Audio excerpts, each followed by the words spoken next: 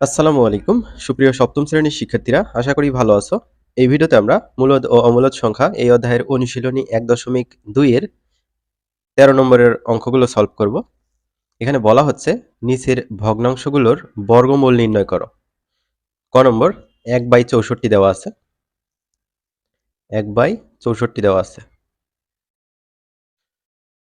তো এটা আমরা এই যে বর্গমূল চিহ্ন দিয়ে তার ভেতরে লিখব। তো 1কে আমরা এভাবে লিখতে পারি না, 1 গুণ 1। তো না লিখলেও হবে, সমস্যা নেই, কারণ 1-এর বর্গমূল করলে একই হয়। আমি দেখাচ্ছি তোমাদের বোঝার সুবিধার্থে। এখানে দেখো 64 আছে, 64 আছে। তো 64কে আমরা এভাবে লিখতে পারি না, 8-এর বর্গ করলে কিন্তু 64 হয়, তাই না? তাহলে 8 গুণ 8 এভাবে লিখতে পারি। তারপর এই যে বর্গমূলটা আমরা উপরে আলাদা করে দিতে পারি, আবার নিচেও আলাদা করে দিতে পারি। 1 গুণ 1 মানে হচ্ছে 1 স্কয়ার, তারপর 8 গুণ 8 মানে হচ্ছে 8 স্কয়ার।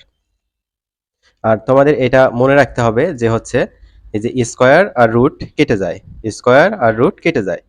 তো স্কয়ার আর রুট যদি কেটে যায় তাহলে উপরে থাকবে 1, আর নিচে এই যে স্কয়ার আর রুট যদি কেটে যায় তাহলে থাকবে 8। তাহলে আমরা কি লিখতে পারি? 1/8। তো এই হচ্ছে 13 এর ক এর উত্তর। ঠিক আছে, এবার 13 এর খ নম্বরটা দেখি। খ নম্বরে কি বলছে? 49/121 এটার বর্গমূল নির্ণয় করো। 49/121। তো বর্গমূল চিহ্ন দিয়ে তার ভেতরে আমরা এই যে 49কে আমরা এভাবে লিখতে পারি, অর্থাৎ 7-এর বর্গ করলে কিন্তু 49 হয়।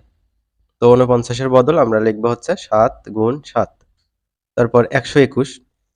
তোমরা যদি 11-র বর্গ করো বা 11 গুণ 11 করো তাহলে পাওয়া হচ্ছে 121।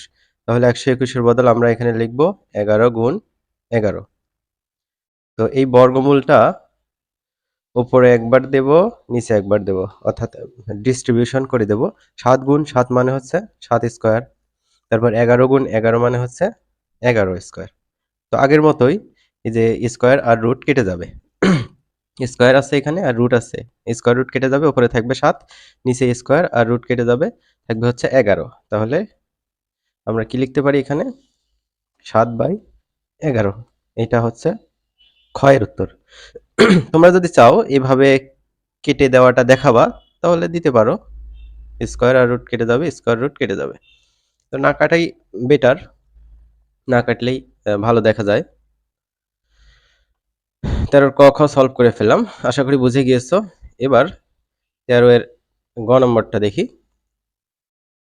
দেখো এখানে 11 আছে হচ্ছে পূর্ণ, তারপর 97/144 এটা হচ্ছে ভগ্নাংশ দেওয়া আছে, অর্থাৎ এটা পূর্ণ পাঠ, এটা হচ্ছে প্রকৃত পাঠ। তার মানে এটা হচ্ছে মিশ্র ভগ্নাংশ। তো মিশ্র ভগ্নাংশকে আমরা বর্গমূল করতে পারবো না, সুতরাং এটাকে অপ্রকৃত ভগ্নাংশে আহ, রূপান্তরিত করে নিতে হবে। তো অপ্রকৃত কিভাবে করে?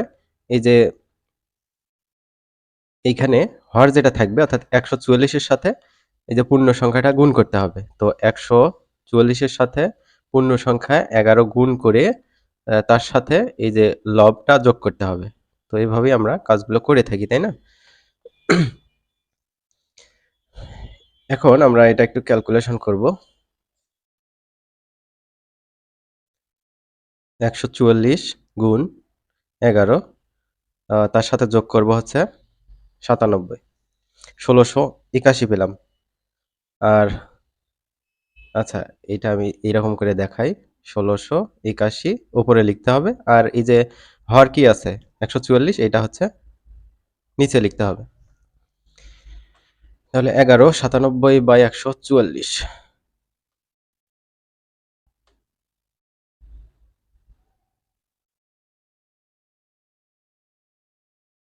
তো আমরা কি লিখবো? এই যে দেখো বর্গমূল চিহ্নটা দেব, আর এটা হচ্ছে মিশ্র ভগ্নাংশ। মিশ্র ভগ্নাংশকে আমরা অপরকৃত করে কত পেলাম? 1681, এটা উপরে লিখবো। আর এই যে হর যা আছে তাই 144। তো 1681-কে তুমি এভাবে লিখতে পারো, তুমি যদি 41-এর বর্গ করো তাহলে পাবা হচ্ছে 1681। অথবা তুমি একটা কাজ করতে পারো, তোমার যদি ক্যালকুলেটর নেওয়ার অনুমতি থাকে, ক্লাস 7 এ যেহেতু পড়ো, ছোট ক্যালকুলেটরগুলো মেবি নিয়ে যেতে দেবে। তো 1681 কে বর্গমূল করবা।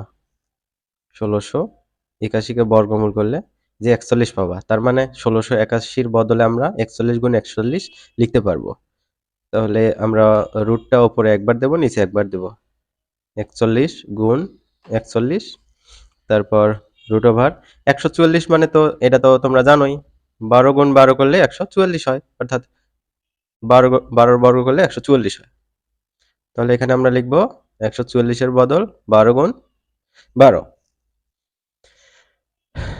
তাহলে দেখো, রুট ওভার 41 গুণ 41 মানে হচ্ছে 41 স্কয়ার, তারপর ভাগ রুট ওভার 12 গুণ 12 মানে হচ্ছে 12 স্কয়ার। তোমরা চাইলে এইখানে স্কয়ার আর রুট এভাবে কেটে দিয়ে দেখাতে পারো, আবার কেটে নাও দিতে পারো। তো উপরে থাকবে হচ্ছে 41, নিচে থাকবে হচ্ছে 12। তো এখানে আমরা অঙ্কের মধ্যে দেখেছিলাম হচ্ছে মিশ্র ভগ্নাংশ, উত্তরেও মিশ্র ভগ্নাংশ করতে হবে, যেহেতু এটা হচ্ছে অপরকৃত ভগ্নাংশ। অপরকৃত ভগ্নাংশ কিভাবে? এই যে লব 41 বড় আর হর হচ্ছে ছোট। তাহলে 12 দিয়ে এই 41 কে ভাগ করতে হবে, 3 12 36, তাহলে বিয়োগ করলে কত হয়? 5। তো এই 5 উপরে যাবে, আর হচ্ছে এইখানে 12 নিচে আসবে। এটাই হচ্ছে উত্তর। এবার তার পরেরটা আমরা সলভ করব।